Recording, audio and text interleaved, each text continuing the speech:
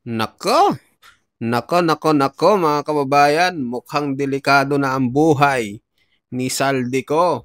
At ito nga yung pahayag ni Attorney Rowena Guanzon mga kababayan. Grabe itong balita galing kay Attorney Rowena Guanzon. Sabi niya dito, Saldico, target umano ng mga mafia. Nako mga kababayan, sabi pa dito, sa isang serye ng mga posts sa X noon sa Twitter, ibinahagi ni dating COA COMELEC Commissioner Attorney Rowena Guanzon ang umanong impormasyon na sa kanyang nasagap tungkol sa interes ng mga international mafia. Naku mga kababayan, kahit ibang bansa interesado dito kay Saldico na talaga namang napakaraming pera kasi mga kababayan. Ikaw ba naman, bilyon-bilyon yung ang di umano na kulimbat mo, talagang magkaka-interes ang mga mafia sa iyo. Sabi niya pa dito, sa kanyang unang tweet, sinabi ni Guanzon na parehong Russian at Italian mafia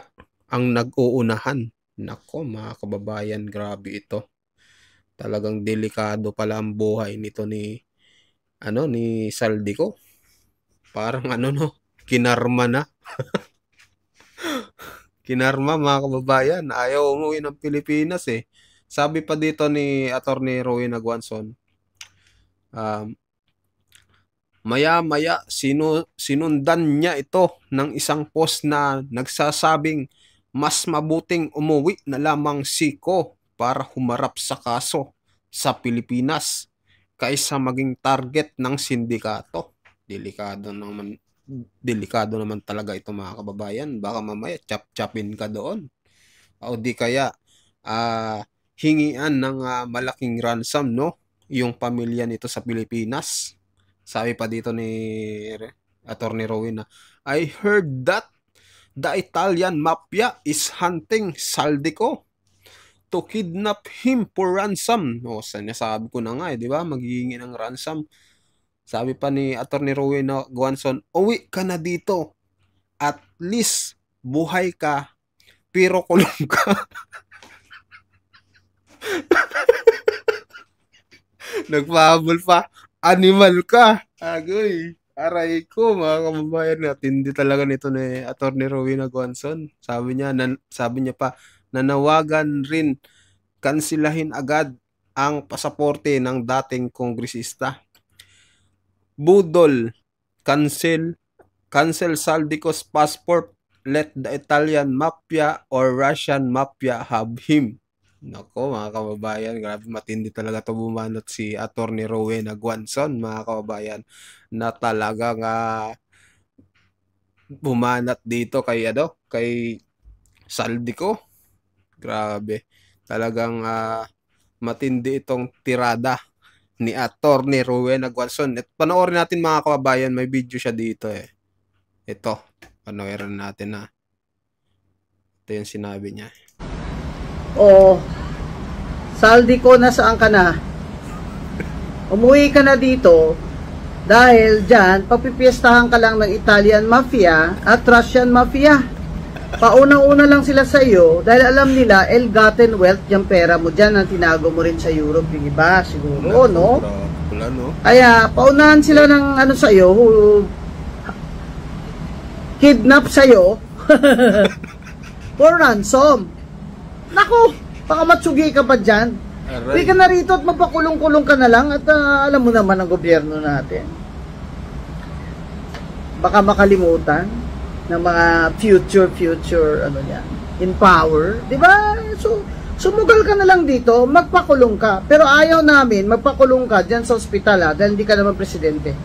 Kayo ni Martin Luther King, hindi kayo pwedeng sa ospital kayo magpakulong-kulong dahil hindi kayo presidente. Nako. Dapat doon kayo sa bilibid pag na-convict na kayo. O kaya habang wala kayong piyansa pa dahil yan plunder yung ginawa nyo dapat bilibid kayo. Bakit kayo kailangan ng privilege? Dahil naging congressman kayo? Mga taong nakapatay ng rapist ng anak nila, di ba mas Mas may moral stand, ano pa yun sa inyo eh. Ascendancy sa inyo dahil hindi naman sila nangawat sa kaban ng bayan. Di ba? Hustisya yung nagtulak sa kanila na pumatay ng rapist. Eh kayo, pinatay nyo ng dangal, kaban ng bayan, at lahat na dahil ginamit nyo itong mga nakaw nyo na pera sa inyong mga flood control at mga insertion dyan sa infra nyo. Lahat kayo mga congressman na may mga insertion ay guilty kayo. Hindi kayo mag-i-insertion kung wala kayong kickback. Kala nyo sa amin tanga. Kayo ang tanga. Grabe na kayo. Wala nang dangal ang Pilipino. Pati yan, tinanggal nyo na sa amin. Inakaw nyo sa amin yan. Buong bansa, buong mundo. Ito na naman ang tingin. Totoo. Sa ating gobyerno, magnanakaw na gobyerno ito. Kaya wala na namang bagong, kahit anong gawin ni BBM, kahit umiyak si dyan araw-araw, wala nang bagong negosyo na papasok dito. Pag walang bagong negosyo, walang bagong trabaho.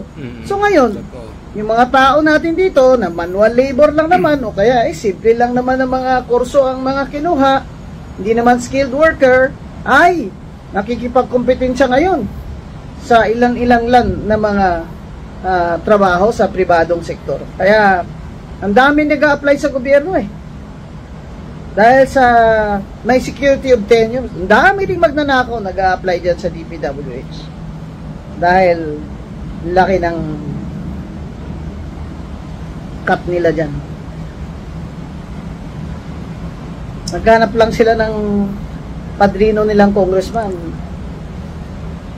Biglang yaman ng mga hayop oh. Oh, yung bahay ni Garjola dyan, ni Edwin ba yun? Edwin Garjola dyan sa ano? Saan ba yun? Sa Forbes? Ha? Sa Forbes, oh. Binili ba niya yan nung dati pa? O binili niya lang yan nung nag-congressman na siya? O using his real estate company? Oy! I-forfeit na yan! Yung mga bahay ni Romualdez Martin Luther King, balita ko 6 ang binili, 7 yan sa Forbes. Dami. Oh, kailan niya binili yan? So, Paano speaker siya? Oh. Sino pa nandyan? Si JG Suarez, may bahay ka ba sa Forbes? Si Momo. Kaya naman pala Ghost Project, pangalan pa lang, Momo na eh, no? May bahay ka rin ba sa Forbes? Binili nyo yan, ano, nung congressman kayo? Ilantad nyo sa tao. Ilantad nyo, i-publish nyo. Tama. Kung kailan nyo yan na, ano, na nabili. Grabe kayo, kayod kawin ng kayod, ang mga ordinaryo magagawa, bayad ng tax, kawin nyo lang. Animal kayo. Bay ako magbabakasyon na, sakit-sakit na ng puso ko, galit sa mga ito pag naisip ko eh. Oh, Saldi ko, umuwi ka na rito. O hindi, nako, matitepo ka dyan ng Italian mafia o kaya Russian mafia, paunahan sila.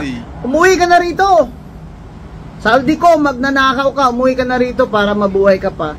At ikaw, Martin Romualdez Luther King, umarap ka. Umarap ka. Ba't ka nagtatago? Umarap ka sa taong bayan. Kayabang-yabang mo nung speaker ka. Ay, pakita mo ngayon na wala kang kasalanan, di ka nahihiya, lumantad. Sige, lumantad ka.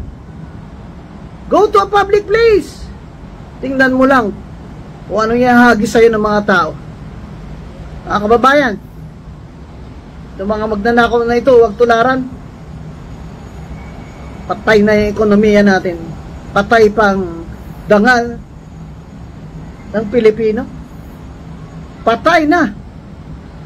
Next 3 years, another 3 years, kaya mo pa ba yan, BBM? Another 3 years na ganito, wala na tayong nagawa. Sa araw na ginawa ng Panginoon, ito na lang, corruption na lang ang pinag-uusapan natin. Ayan, lindol. Bagyo. Dami nang dapat tulungan. Ninakawan pa ang kaban ng bayan. Kaya mga kababayan, huwag kayong tumigil. Huwag yung tigilan yung mga yan. Sige, post kayo sa Facebook nyo. Sige, magprotesta kayo kahit lang dyan sa kalye nyo. Sama niyo po si Atty. Rowena Guansot, ang inyong lingkod. Ayun. So ayun mga kababayan, anong masasabi nyo dito sa speech ni Atty. Rowena Guansot patungkol nga dito kay Saldico na umuwi na ng Pilipinas kasi pag hindi ka umuwi, hahantingin ka ng mga Italian mafia. Nako mga kababayan, mas mahirap yon. Kung ako, uwi na lang ako dito. 'Di ba mga kababayan? Kaso, pag umuwi rin siya dito, baka chap-chapin din siya ng mga kababayan nating iba, no? Ayun mga kababayan, mag-comment po kayo, mag-like at mag-share na ating video. Maraming salamat po sa inyo lahat. Thank you po.